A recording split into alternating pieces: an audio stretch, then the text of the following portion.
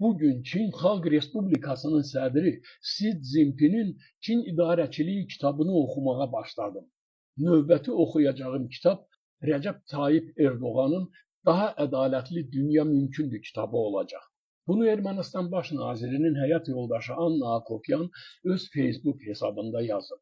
O son 2-3 ildir ki, savadlanmaq dəbdir layihəsinə rəhbərlik edir və deyir ki, bu layihə çərçivəsində bir çox siyasətçi və siyasi meyilli müəlliflərin kitablarını oxuyub.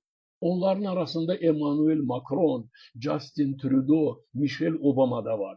Anna Akopyanın Erdoğan'ın kitabını oxumaq arzusu onun Facebook izləyiciləri tərəfindən çox sərt qarşılanıb. 300-ə yaxın şərhdən etika baxımından çox azını misal gətirmək olar.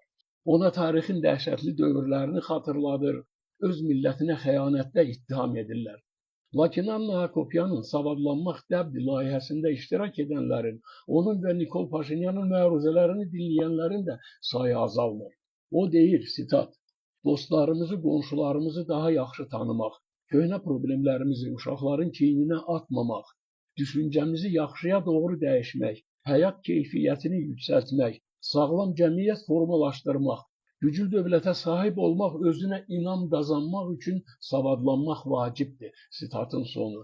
Sosial hesablarında dərc etdiyi görüntülərə görə Anna Akopyan böyük mütaliə həvəskarıdır. Kitab oxumaq üçün hər fürsətdən istifadə edir. Parkda ağacların kölgəsində, hökumət binasının yaxınlığındakı Respublika meydanında, fəvvarələrin şırıltısı altında bütün görüntülərdə kitab oxuduğu vaxt kadra düşüb.